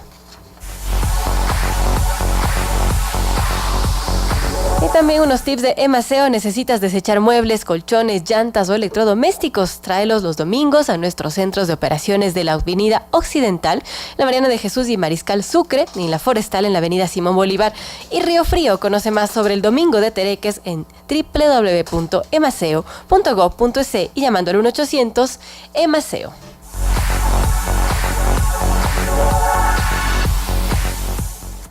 Y las historias de los procesados por el 30S son casi las mismas. Se les ha dificultado conseguir empleo, sus familias padecen secuelas físicas, psicológicas, otros han contraído deudas para pagar abogados. 8 años han pasado y aún se recuerda el caso de los implicados por ingresar a las instalaciones del canal estatal Ecuador TV. María Alejandra Ceballos es una de ellas, uno de esos casos, y en su testimonio ha comentado las secuelas que este proceso legal le ha dejado a ella y a su hija, pese a que ya ha recibido el indulto, pero el caso aún se recuerda. María Alejandra Ceballos, joven activista que en su momento en los sucesos del 30S irrumpe y ella, recordaremos, que además los quienes estuvimos en medios en ese momento cubriendo, irrumpe y exige hablar y pide que se escuche la versión en Ecuador TV, aquí cerca del Ministerio de Agricultura, donde hoy funciona la SECOM. Irrumpen junto a un grupo de personas y dicen, queremos que se nos escuche también nuestra versión. Sí. Eso, María Alejandra, te costó años de lucha, de juicios, de demandas, solo ese hecho. Sí, es verdad. Bueno, primero, muchísimas gracias por la invitación. El 30S ha representado para mí un cambio de vida radical, ¿no? Yo quiero destacar el hecho de que no ha sido solo para mí, sino para las miles de víctimas que hemos sido afectadas por una persecución judicial encabezada por el gobierno correísta. Más o menos lo que se hizo, desde mi entender, fue... la SECOM elaboró un libreto. Yo lo llamo así un libreto porque para mí es cinematográfico, totalmente fuera de la realidad, en la que establece una serie de hechos para dar a entender a la gente que se trató de un golpe de Estado. Y en base a esos hechos del guión elaborado por la SECOM, lo que se hace es judicializar los casos. Es decir, yo en mi caso en particular, bueno, en el caso de Ecuador TV, de las 13 personas que fuimos procesadas, nunca jamás se logró demostrar la existencia del delito, ni tampoco se demostró el grado de participación de cada una de las personas que fuimos sentenciadas. A nosotros lo que nos dijeron básicamente fue, se actuó en grupo, se actuó en pandilla y en ese sentido nos acusaron a todos bajo los mismos parámetros. En audiencia nosotros con el testimonio de dos trabajadores del canal logramos desvirtuar el hecho de que gracias a nuestra intervención se paralizó, se interrumpió la señal, que es lo que era la acusación en concreto de paralización del servicio público. Así es. Entonces nosotros, como te digo, logramos desvirtuar la acusación y tampoco nunca se demostró el grado de participación de cada uno. Entonces, tú entenderás que en derecho penal eso no funciona así, pues no se trata de decir, tú fuiste y esto fue lo que hiciste, tienes que demostrarlo, y el Estado nunca lo demostró. Una cosa que yo veo, por haber pasado por lo mismo prácticamente en ciertas circunstancias, es que cuando uno le meten en este cuento de demandas judiciales y penales por parte del Estado, y uno sabe que es mentira, primero hay un desgaste emocional terrible porque estás luchando contra una injusticia. Es decir, no es lo que yo hice, por Dios. Entonces, pero no, tienes al Estado ahí tomado la justicia, etcétera. Pero además aprendes de leyes O sea, yo te escucho hablando de pruebas, hablando de cosas. Claro, ¿cómo te fue funcionando esto? Porque uno, claro, termina sabiendo tanto o más que el abogado, ¿no? Sí, en realidad déjame decirte que yo estaba estudiando ciencias políticas y derecho. Ya. Entonces ahorita, por ejemplo, ya me incliné a estudiar derecho penal. Estoy iniciando mis estudios en una maestría en la Universidad Central. Justamente porque, como en mi caso fui acusada, para mí es importantísimo demostrar mi inocencia. Entonces lo que estoy haciendo es prepararme justamente para poder recabar los elementos necesarios y poder evidenciar públicamente cuando corresponda a través de un recurso de revisión que planeamos presentar en la Corte Nacional, demostrar la inocencia nuestra. Entonces, en eso estamos y de hecho también es un tema que te quiero comentar más adelante, en lo que se está trabajando en el Consejo de la Judicatura justamente para eso. Entonces... Hoy se instala la mesa... entiendo, de verdad y justicia, con los casos que fueron o son emblemáticos en el tema del 36. Hay varios tipos porque aquí lo que hubo fue contra Raimundo y todo el mundo, entonces tienes casos el 30 es uno de los centenares de en juicios. Verdad, bueno, esta es una primicia la que te voy a contar. A ver, cuente. El día de ayer se instaló la mesa. La mesa está compuesta por 4 comisiones. Por 4 comisiones. Una de esas es del 30S, otra de los pueblos y nacionalidades indígenas, una por libertad de expresión y una de los defensores de los derechos humanos. Yo he sido nombrada delegada a la comisión por los civiles del 30S. Hay otro delegado por policías. Y ayer que nos constituimos fui nombrada vicepresidenta de la mesa. ¿De acuerdo? Entonces lo que vamos a hacer es el día lunes una rueda de prensa con la vocal Angélica Porras, que es quien ha impulsado este proceso. Vamos a iniciar el proceso de recabación de información. La página web del Consejo de la Judicatura ha habilitado un formulario para que todas las personas que han sido víctimas de persecución política puedan ingresar sus datos. Con posterioridad lo que vamos a hacer es analizar los casos. Se realizarán audiencias con los casos más emblemáticos, que todavía está por definirse cuál va a ser el parámetro para elegir estos casos, y al final se va a emitir un informe que va a ser una constatación de los casos de persecución política a través del sistema judicial. Porque esto es importantísimo evidenciarlo, porque jugaron con la vida nuestra. Yo te digo, en mi caso en particular fueron 5 años de no poder hacer nada. No podía trabajar, no podía estudiar, no podía llevar una vida normal. Tuve varios casos por el mismo hecho de que no podía trabajar, porque a la gente le daba pánico rodearse con gente como yo, acusada y perseguida por el correísmo, porque el correísmo te acaba la vida.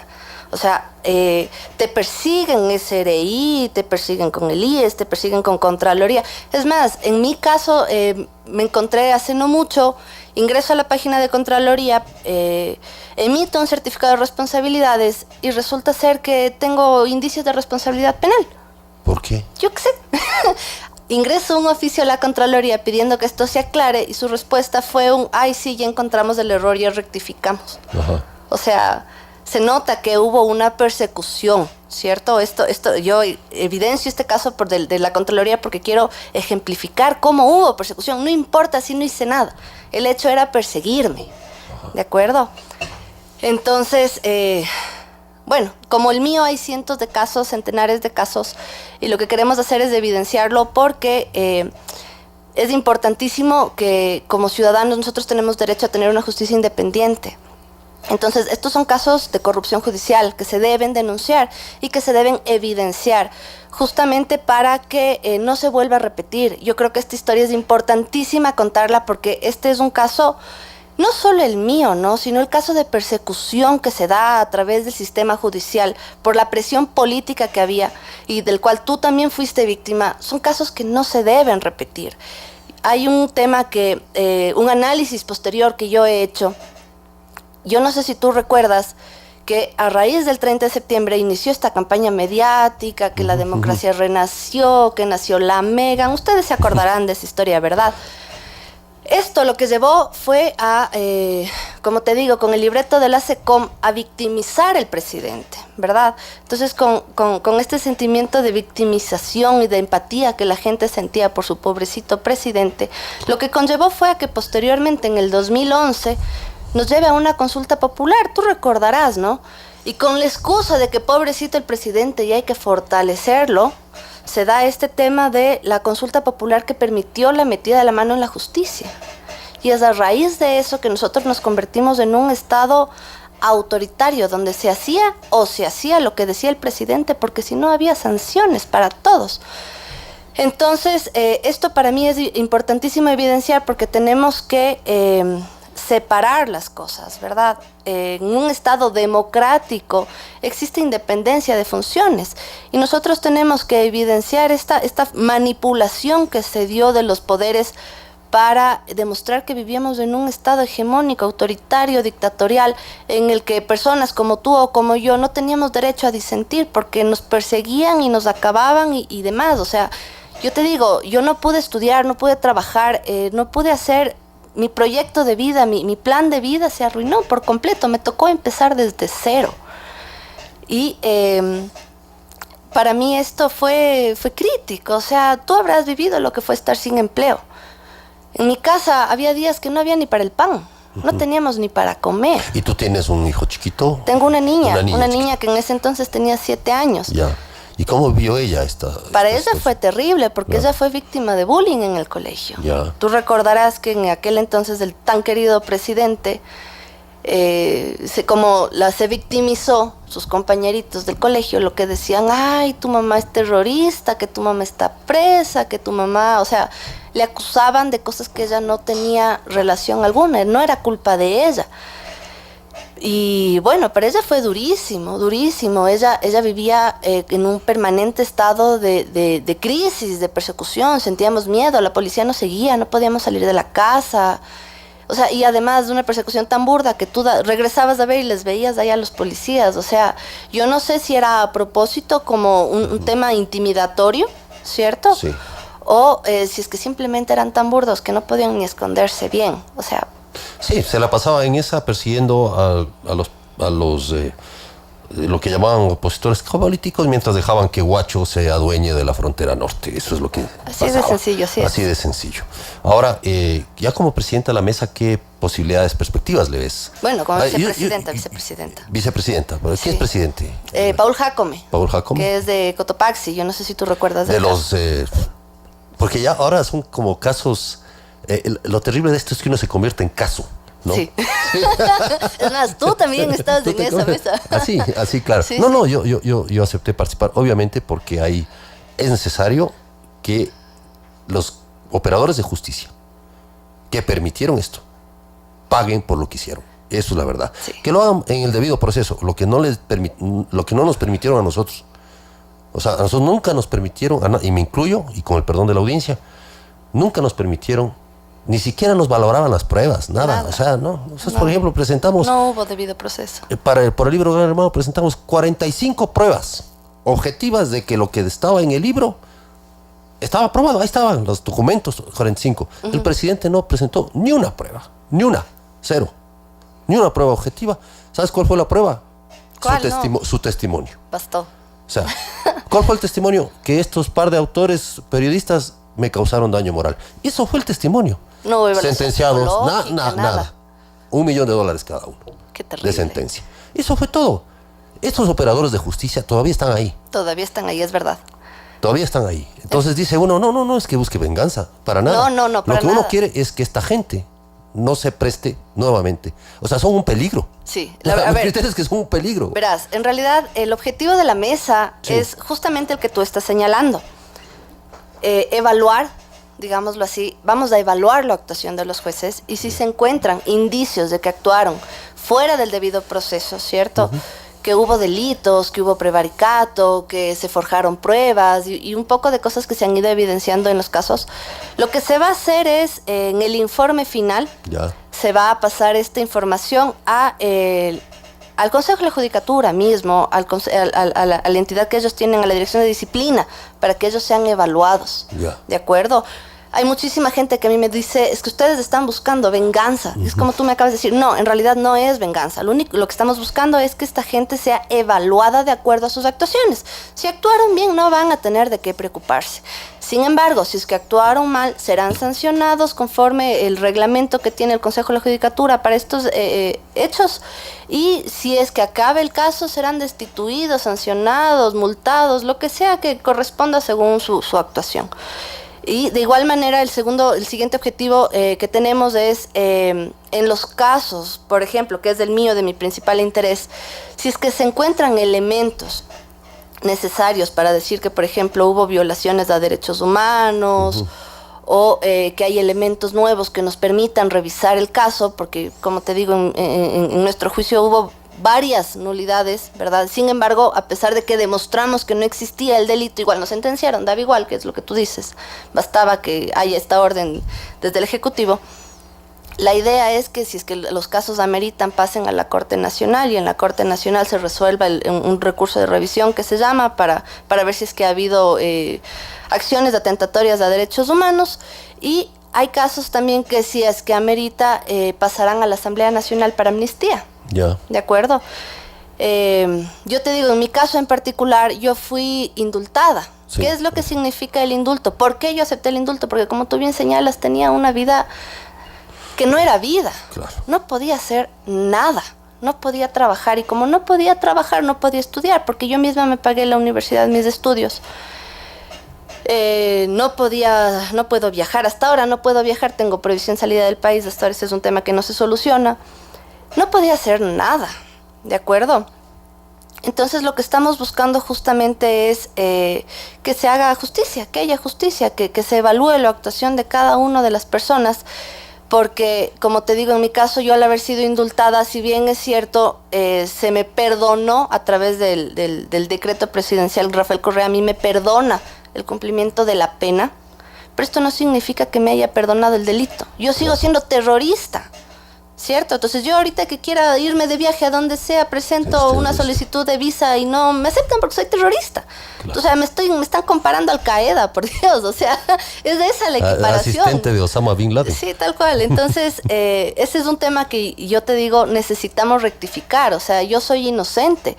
Yo hace unos días le ponía en un tuit a Rafael Correa con el tema de que él estaba recogiendo fondos para defender a sus abogados. Yo le decía que invierta de su propio patrimonio, así como muchos hicimos, que nos endeudamos, que le apostamos todo a defender nuestra inocencia. Él debería hacer exactamente lo mismo. O sea, como tú bien señalas, hay muchísima gente que incluso se quedó ya indefensa porque ya no podía pagar al abogado. Claro. O sea, y tocaba aceptar defensores públicos, que si bien había algunos que hacían bien su trabajo, habían otros que ni siquiera leían el expediente.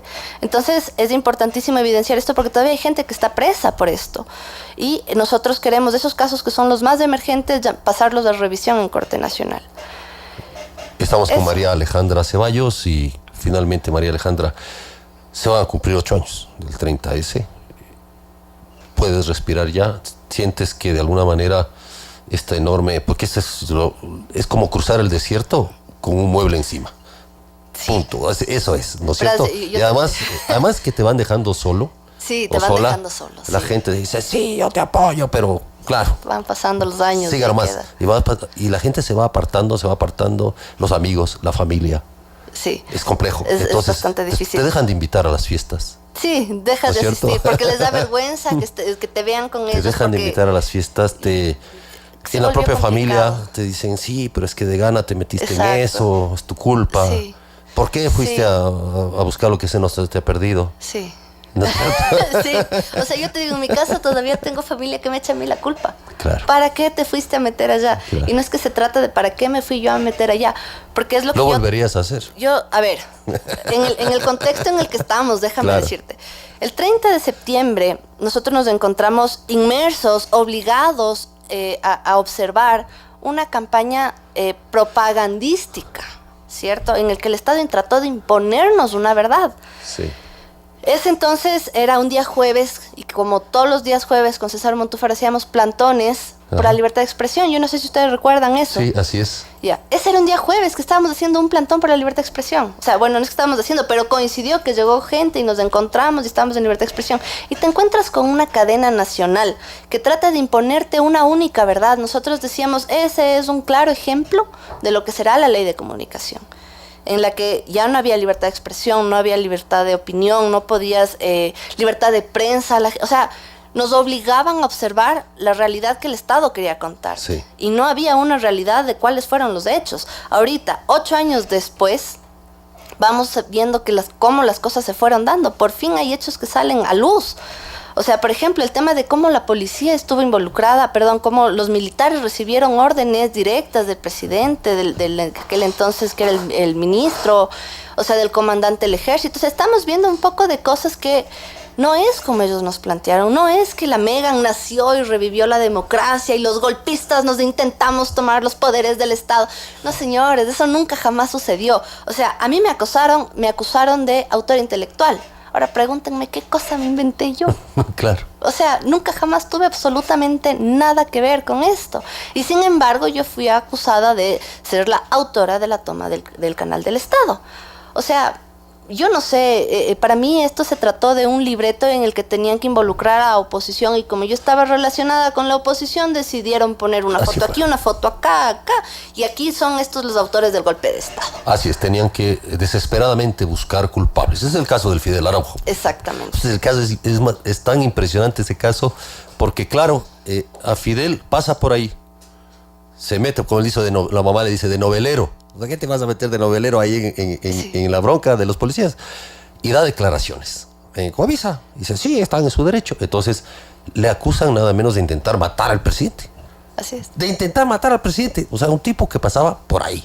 ¿Por qué? Porque era una cabeza visible de Sociedad Patriótica. Entonces, andaban buscando desesperadamente culpables. Sí, o sea, mira, y este es un hecho que tú ahorita lo acabas de señalar. Y en eso le fregaron la vida a la gente. Así a todos.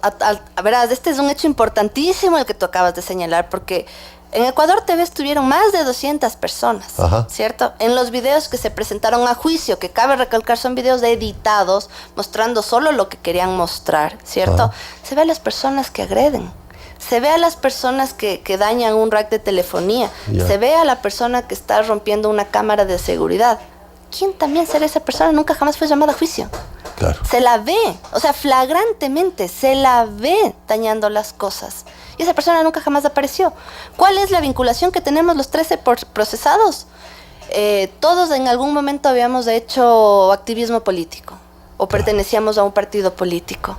Eso fue lo que nos vinculó a todos. O sea, entonces lo que hacen es decir, el un político, el otro político, el otro político, aupados por la Asamblea Nacional con tales y tales políticos, intentaron tomarse el poder del Estado. Claro. Exacto. Ese fue el guión de la SECOM que se judicializó posteriormente. Muy bien, muchas gracias a María Alejandra Ceballos por estar con nosotros, flamante vicepresidenta de la Mesa Verdad y Justicia, que está examinando precisamente estos juicios. Y esto en el caso 30S y varios otras de persecución judicial. Gracias por haber estado con nosotros. Muchísimas gracias. Dar tu testimonio y bueno, esperemos que todo esto esclarezca sobre todo la verdad. Muchas gracias. Gracias a Elizabeth Consuegra también en los controles, a Mónica Doroira en la coordinación general y a todos quienes hacen posible esta emisión. Y menciono a nuestros auspiciantes, Mazda, EMA. Las opiniones vertidas en este espacio por la producción y dirección del programa son de exclusiva responsabilidad de sus autores y de quienes intervienen en ellos.